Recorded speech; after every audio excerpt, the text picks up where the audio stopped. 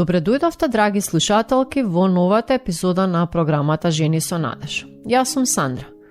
Во денешната епизода ќе зборуваме за менталното здравје, тоа е за разни психички нарушувања, бидејќи сакаме да ја подигнеме свеста за оваа проблематика, како и да се едуцираме и информираме заедно. Секоја тема, како и досега, ќе ја погледнеме и од перспектива на Светото писмо, за да разбереме дека без разлика со што се соочуваме, ние сме вредни, скапоцени и возлюбени во Божите очи.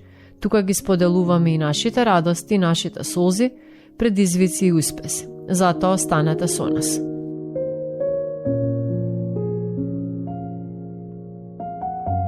Добре дојдовте, храбри жени. Храбри, Нена? Зошто храбри? Да, Сандра, во последно време размислувам како треба да се има храброст за да се слушаат и разговараат вакви тешки теми. Треба храброст за да се соочиш самата со себе или да се освестиш дека можеби долги години си била во некако вид на робство. Тоа воопшто не е лесно. Целосно се согласувам со тебе. Јас имав баш конкретен пример во својот живот и затоа денешната тема ми е позната, но многу тешка. Денес ке зборуваме за односот помеѓу нарцисоидна и емпатична личност. Низ текстот по потреба ќе ги користиме и скратените термини нарцис и емпат. Знаеш, Нена, кога од експерт доктор ке слушнеш нешто свестувачко, се чувствуваш како будала и се прашуваш како не го сватив јас ова самата и тоа многу луѓе ме предупредува. Но јас едноставно не му верував на никој друг освен на таа една нарцисоидна личност. Да, Сандра, разбирам. Јас се надевам дека и за некој од нашите слушателки овој разговор ќе биде освестувачки. Затоа слушнете ја денешната епизода до крај, бидејќи веруваме дека ќе биде исцелувачка.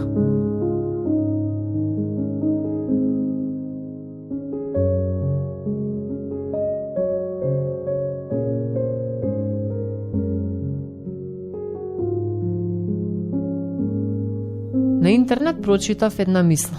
За жал, во светот често се случува луѓето да се спојуваат на многу токсичен начин. Она што за вас е искрен восхит, за други е само храна за нивното его. Вашата љубов некоја користи за игра, а вашето време како средство за своји цели. Додека вие чувствувате тага и болка, некој друг тоа го гледа како своја победа или начин да ве контролира. Ова е интересно. Ајде за почеток да ја запрашаме Моника и да разграничиме и дефинираме накратко што е нарцизам, а што е емпатичност. Нарцизмот е нарушување на човечката личност. Не е само претерана егоистичност, себичност или претерано самолюбие, како што мислат многумина. Тоа е и недостиг на разбирање на своите и тугите емоционални потреби, како и непознавање на нивните здрави граници. Тие лица често зборуваат за себе и за својот живот, бидејќи немаат способност да сочувствуваат со другите, да зборуваат за себе им е умилена тема. Од друга страна, нарцисоидната личност на прв поглед изгледа како личност на која не и треба никој, која самата си е доволна и која никогаш не се врзува за никого, меѓутоа токму спротивното е точно.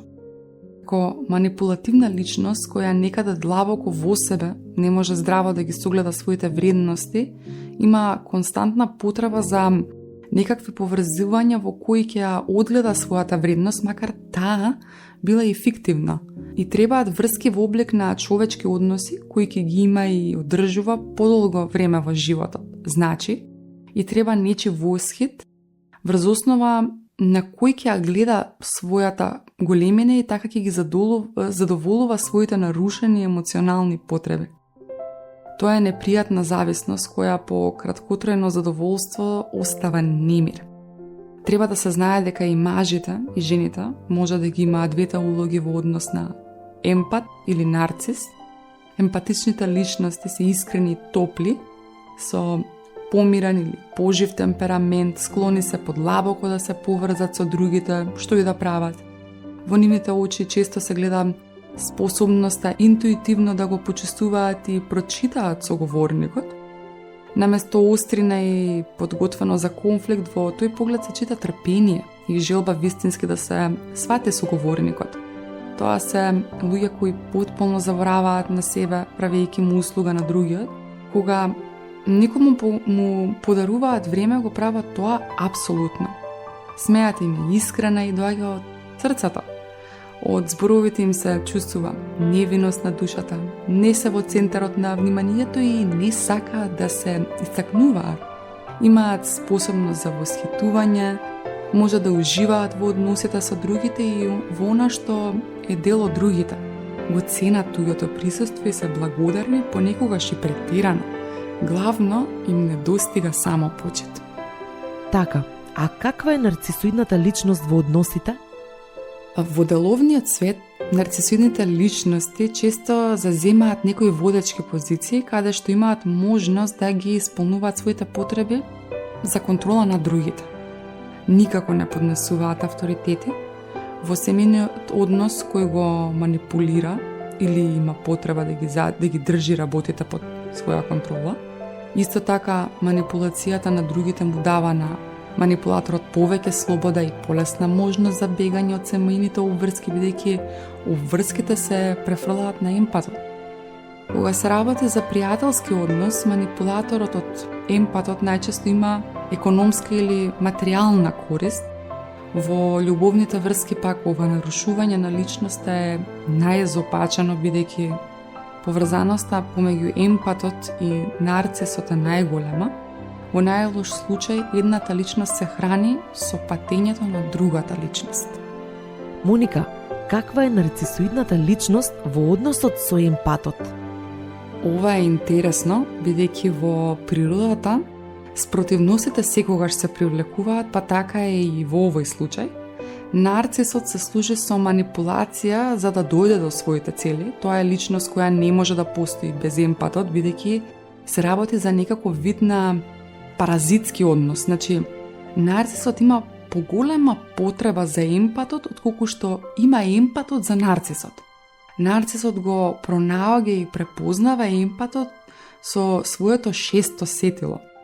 Од друга страна, емпатот премалку го слуша своето шесто сетило. Проблемот настанува кога некој нема способност да ги согледа здравите граници на своите или тугите потреби. Динамиката на еден нарцисоиден однос е уникатна. Постојат специфични ситуации кои се случуваат исклучиво кога си имате работа со таков профил на личност. Постои манипулатор и постои жртва. Нарцисот е манипулатор кој ги наведува и диригира настаните, а жртвата, полна со емпатија, оди по-однапред зацртаниот план за неа, низ густа магла, а сите знаеме дека составен дел на животот се и пречките на патот. Нарцисот секогаш ќе го уверува емпатот дека им е се на светот. Тоа е стара приказна. Често за да го наведат емпатот да направи нешто, ќе кажат: те молам да ни дадеш прилика да бидеме среќни, да го чуваш она што го имаме. Со тоа се подразбира дека емпатот треба да направи некој чекор против своја воја, а кој би бил во корист на нарцисот. Тој чекор рече се секогаш, значи дека емпатот треба некаде да се згази себе си. Нарцисот користи подмолна тактика, тој постепено ја обезвреднува жртвата, истовремено всадувајќи паничен страв дека ќе биде оставена. Емпатот, на кој му се неопходни искреноста и блискоста, одеднаш се соочува со суров пат, од емотивен врв во бездна на отфрленост и ладна незаинтересираност. Така емотивност скршена жртвата прави се, само за да го спаси односот. Почнува да ги гази собствените принципи и прифаќа понижувачки уцени, верувајќи дека така ќе го изгасне пожарот кој всушност ја голта. За жал, злото не застанува. Секако емпатот во таква приказна станува осамен и станува потполно зависен од вниманието на другата личност, манипулаторот нарцис.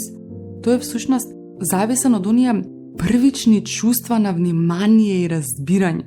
Јасно е дека вниманието од почетокот на приказната не било искрено и било проектирано од нарцисот само со една намера, да го доведе емпатот во состојба на зависност од нарцисот.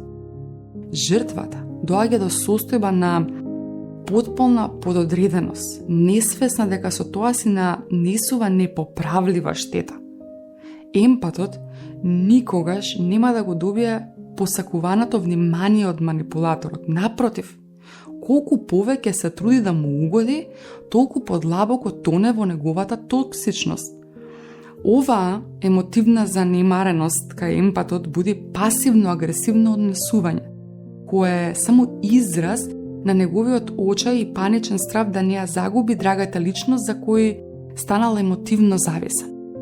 Кај вешто обработената манипулација, жртвата потполно се губи во своите активности. Секојдневието се извртува во нешто неописливо, а толку болно. Емпатите одеднаш веќе не посветуваат внимание на нормалните работи кои им ги сочинувале животот. Им се губи од видик семејството, работата, уметноста, забавата, излегувањата.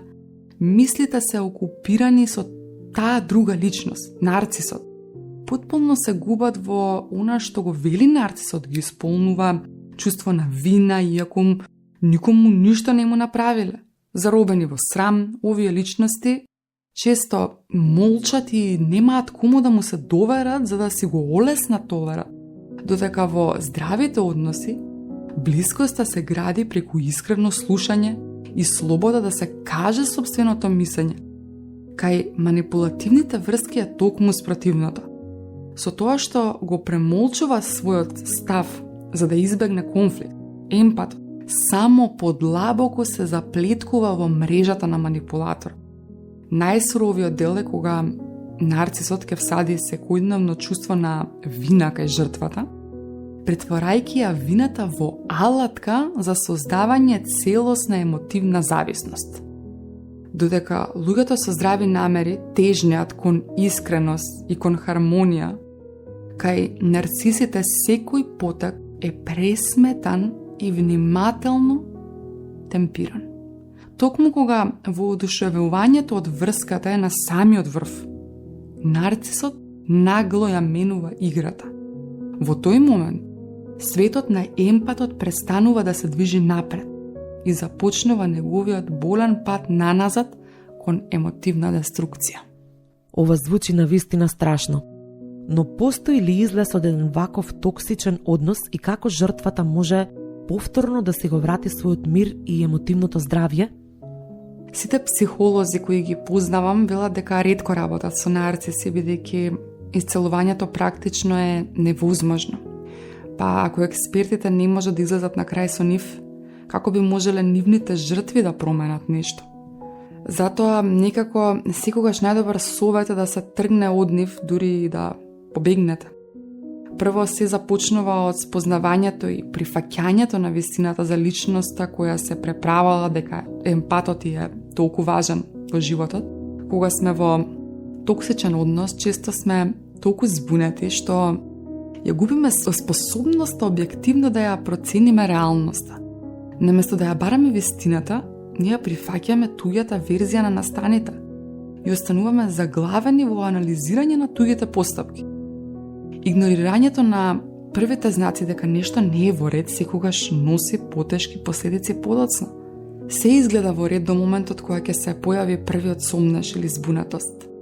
Ко личности полни со разбирање, емпатите често избираат да го игнорираат лошото однесување за да го сочуваат мирот. Токму таа толеранција му овозможува на нарцисот да продолжи со својата игра, секогаш наоѓајќи начин како да ја прифрли одговорноста за своите дела токму врз емпатот. Секој кој чувствува дека нема сила да го напушти нарцисот, мора да се соочи со едно тешко прашање. Зошто се уште сум тука? Емпатот често живее со верувањето дека само другиот има право да стави крај, сметајќи дека неговата улога е да трае и да трпи, дури и кога се наоколу е веќе одамне распаднато. Најголемата пречка за слобода често е сопствениот отпор да се прифати дека целата слика била само една болна илузија. Единствениот пат до спасот е целосен прекин на контактот. Ова мора да го иницира емпатот, веднаш том ќе разбие илузијата на совршена љубов. Со прекин на комуникацијата му го одземате оружјето на нарцисот, бидејќи зборовите се неговото бојно поле каде што најлесно ве поразува. И не заборавајте, побарајте стручна помош. Терапевтот е потребен за да ви помогне да размислувате трезвено во моменти кога вашата болка и зависност ве заслепуваат. За емпатот ова е исклучително тежок чекор, бидејќи за прв пат во животот мора да донесе одлука да се избере себести, наместо да ги спасува другите. Што се однесува до нарцисот, не грижете се дека ќе го повредите. Тие се имуни на вистинска навреда, бидејќи нивното его не им дозволува да признаат никаква слабост или вина.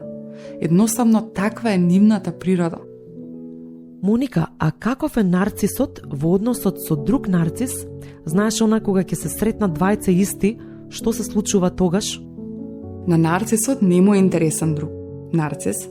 Штом почувствува дека пред себе има личност со пренагласено его, тој се повлекува, бидејќи не му треба некој кој е фокусиран само на себе, туку некој кој ќе го обожува него. Нарцизмот е суптилна и комплексна тема. Забележав дека кога разговарам за ова со луѓе кои имаат висока самопочет и подсврсто его, но не се нарциси, тие често не го разбираат јадрото на проблемот. Тие ќе се согласат дека таквото однесување не е нормално, но не ја чувствуваат неговата тежина. Тоа е затоа што нивниот карактер, иако не е патолошки, сепак има допирни точки со самобендисаноста. Но оној кој вистински ги разбира човечките односи, лесно ќе ја воочи границата помеѓу здравото самовреднување и болната манипулација.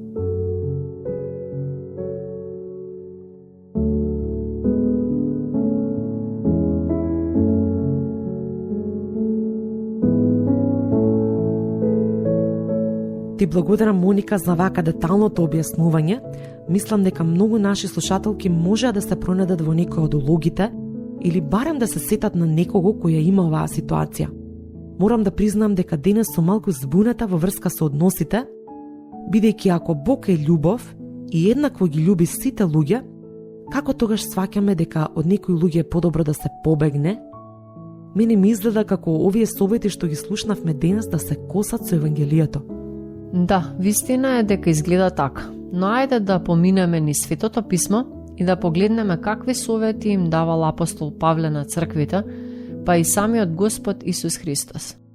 Иако Божиот збор ни ја покажува неизмерната Божја љубов и неговата милост, на која и нема крај, да не заборавиме дека тоа е Бог, а Бог не е човек. Ние луѓето треба да го следиме Христос во се, но Бог знае дека нашите сили се лимитирани, затоа не советува да се тргнеме од некои луѓе за наше добро. Еве 6 примери каде Библијата јасно зборува од кого треба да се тргнат христијаните. Прво, да се пазиме од оние кои предизвикуваат раздори и соблазни. Ве молам, браќа, пазете се од оние кои предизвикуваат раскол и соблазни против учењето кое сте го научили, бегајте од нив. Зашто таквите не му служат на нашиот Господ Исус Христос, туку на стомакот свој и со сладки и ласкави зборови ги заведуваат срцата на простодушните. Римјаните 16 глава, 17 до 18 стих. Втора, да се тргнеме од оние кои патат од препирање. А од непристојни и празни зборови бегај, зашто тие ги водат луѓето уште повеќе кон безбожност и словото нивно ќе се пренесува како жива рана. 2 Тимотеј, 2 глава од 16 до 17 стих. Трето, да се тргнеме од лицемерите, оние кои само се преправаат дека се верници. Но ова знај го, во последните денови ќе настанат тешки времења, зашто луѓето ќе станат себељубиви, среброљубиви, самофалци, горделивци, хулители, непокорни кон родителите, неблагодарни, неправедни, безбожници, непомирливи клеветници, невоздржливи, нескротливи, недоброљубци, предавници, пребрзи, надуени, повеќе сластолюбиви отколку боголюбиви, наизглед побожни, а од силата на Бога се одлекли. И од нив бегај. 2 Тимотеј 3 глава од 1 до 5. Четврто, да се тргнеме од оние кои живеат неуредно и мрзливо. Ви заповедам, браќа, Исто така во името на нашиот Господ Исус Христос, да се двоите од секој брат кој живее неуредно, а не според преданието што го добивте од нас. Но слушаме дека некои од вас живеат неуредно, ништо не работат, туку се занимаваат со празни работи. 2 Солуњаните, 3 глава, 6-11. 5. Да се чуваме од безбожниците, подсмевачите и алчните. Потоа им кажа: внимавајте, чувајте се од алчноста, зашто животот на човека не зависи од изобилието на неговиот имот. Лука 12 глава, 15 стих. 6. Да се чуваме од лажните учители и пророци. Возлюбени, не верувајте му на секој дух, туку проверувајте ги духовите, дали се од Бога, бидејќи многу лажни пророци се јавија во светот. 1 Јован 4 глава, 1 стих. Мислам дека нема што повеќе да се додаде на ова. Значи во Божјото лозија има се, затоа нека ни даде Бог мудрост. Во 2 Тимотеј 3 глава 5 стих е запишано: ке се преправаат дека го почитуваат Бога, но нема да дозволуваат неговата сила да ги промени. Бегај од таквите луѓе. Би сакала заедно да се помолиме. Оче наш, те молиме за мудрост во нашите човечки односи. Те молиме да ни помогнеш мудро да ги избираме луѓето со кои се обкружуваме, за да останеме здрави. Многу пати се збунуваме мислејќи дека мораме да трпиме одредени ситуации до бескрај, но дај ни да знаеме до каде делуваме ние, а од каде работите треба да ги препуштиме во Твоите семокни раце. Те славиме и Ти благодариме што преку Твојот збор можеме да се запознаеме самите себе подобро и подлабоко, и Ти благодариме што Ти безрезервно не сакаш и не прифаќаш. Татко, ако имаме дух на манипулација во себе, нарцисоиден дух, те молиме да не промениш и сега се каеме за сите зли дела кои им ги правиме на другите, што многу пати ја заземаме Твојата улога. Ако пак сме емпатични личности, те молиме јасно да ни покажеш колку сме вредни и сакани од Тебе. За и самите да имаме повеќе самопочит, бидејќи Ти во својот збор велиш дека прекрасно си нас создал.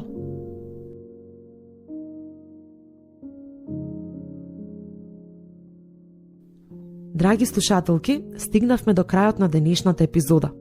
Во случај некоја од вас да го има овој проблем или познава некого кој го има овој проблем, побарајте соодветна помош. Слободно пишете ни на имејлот zenisonades@gmail.com или најдете ни на Facebook и Instagram под името Жени со надеж. И придружете ни се во следната епизода. Довидување и нека Бог ве благослови вас и вашите семејства.